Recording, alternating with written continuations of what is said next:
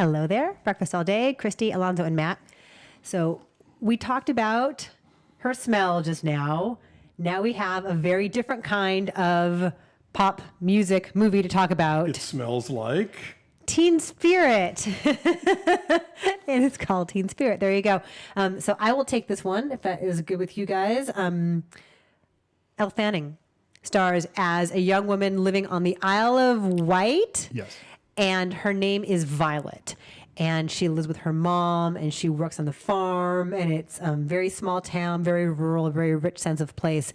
But she's a girl with a dream. She dreams of singing. And she sings in this random ratty bar in the neighborhood. And she sings to herself whenever she can.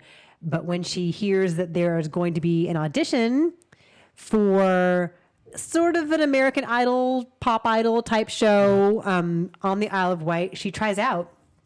And she's good. And she gets to go to London. You're going to London. And she gets there and all her pop dreams might come true. And that's basically it. It's about her singing and about her journey. And I guess there are stakes. Does she become a superstar or not? Will she blow it or not? It all takes place over kind of a short period of time. She gets some tutelage from her quote-unquote manager, who is a former opera singer. I got to look up his name. He's a former, was he Serbian? He was a Serbian actor. He was an opera singer. Yeah, he was an opera singer. But she thinks he's just a drunk at the bar at first. She needs somebody to be her guardian. She's only 17 years old.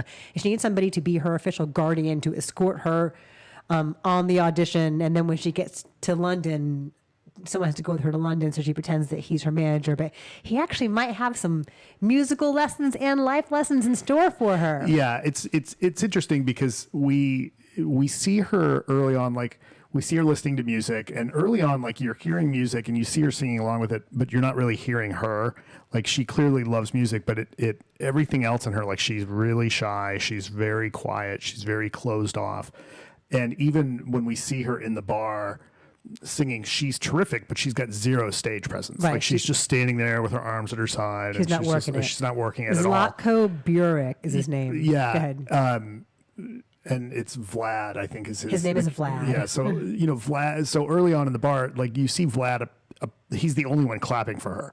And then afterwards, as she's getting ready to walk home, he's like, hey, can I give you a ride? And she wisely is like, who's this weirdo? Right, I'm fine. I'm going to take the bus. And then as she's waiting in the bus, there's these, hooligans walking towards her. And so she hits him up for a ride and he gives her a ride home. And so that's why she reaches out to him later. And, he is clearly this old drunk and he's like, oh, I want, 50% and I'll be your manager. And then it turns out he actually, starts to coach her a little bit and supports her.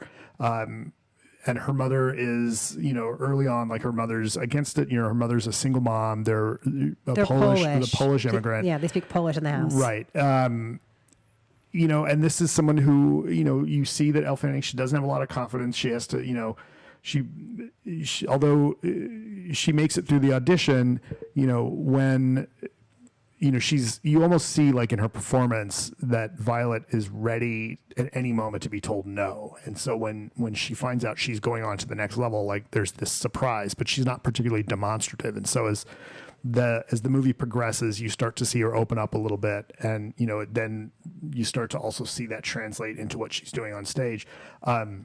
This movie really celebrates pop music in a really, really fun, engaging way. Right. It's songs by actual pop stars. Right. It's like Sia. Right. She sings a Robin song. I like this a lot. I thought it was a really good time. It's sort of like a happy version of the Neon Demon. Yeah. Right? Yeah. Because you've got, sweet, impressionable Elle Fanning with her dreams of stardom. And this is like the good path that she can go down. It's pure formula. It's the Karate Kid. It's somebody from nothing, from a nowhere background with a washed up coach, and against all odds, they're going to go all the way to the championship. But it executes it really well. Like, that's okay. I'm okay with that. Like, you see it's almost enjoyable. You see almost all of this coming a mile away, and that's fine. Like, it flirts with a couple of twists here and there.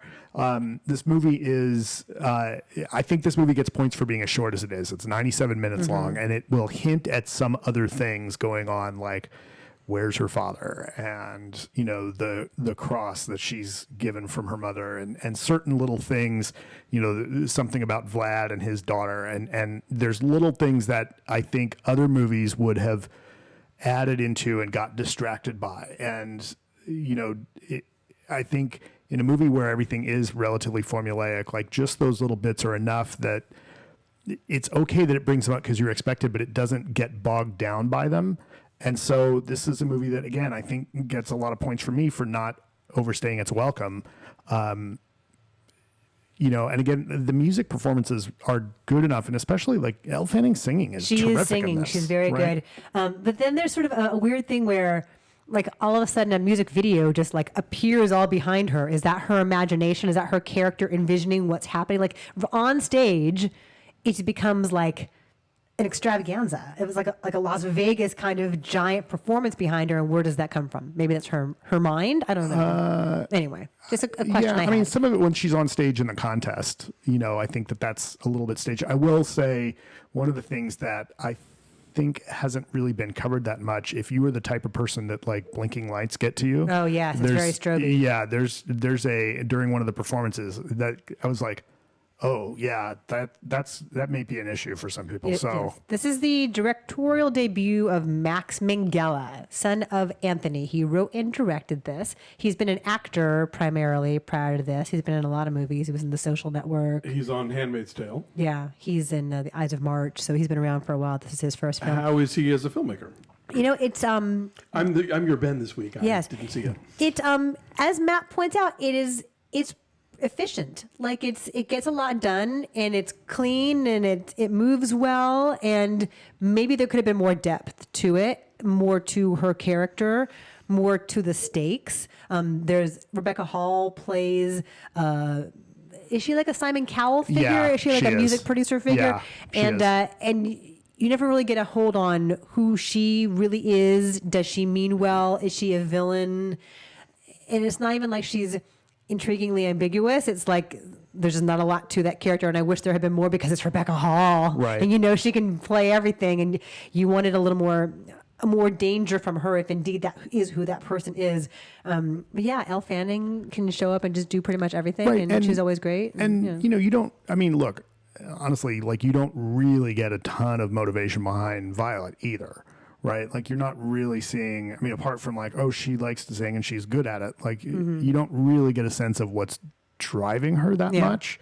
Does she want to get out of her small town and her farm, or is she reluctant to leave her mom? I don't know. I mean, this is a movie as much about, I think this is as much about like a celebration of kind of, you know, big, broad pop music. The power of pop music. Well, or if not the power, just like, hey, look, this stuff is fun and it's fun with it. And I was okay with that. And, you know, I mean, it's, you know, you look, like if I wanted to be cynical about it, I could say this movie is almost as shallow as some of the pop songs that it's playing, but that's okay. Like it's got a good beat. You can dance to it. Yeah, it's definitely not an indictment of this kind of instant celebrity. It is not. No. I mean, she goes and she becomes famous very quickly.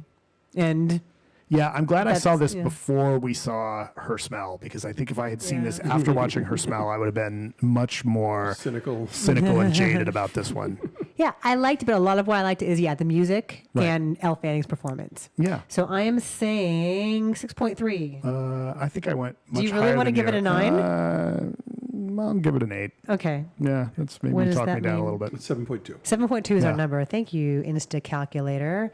Our number is 7.2. Yeah, so it's at 70% on the tomato meter. Yeah, I wanted to like it more. I wanted more.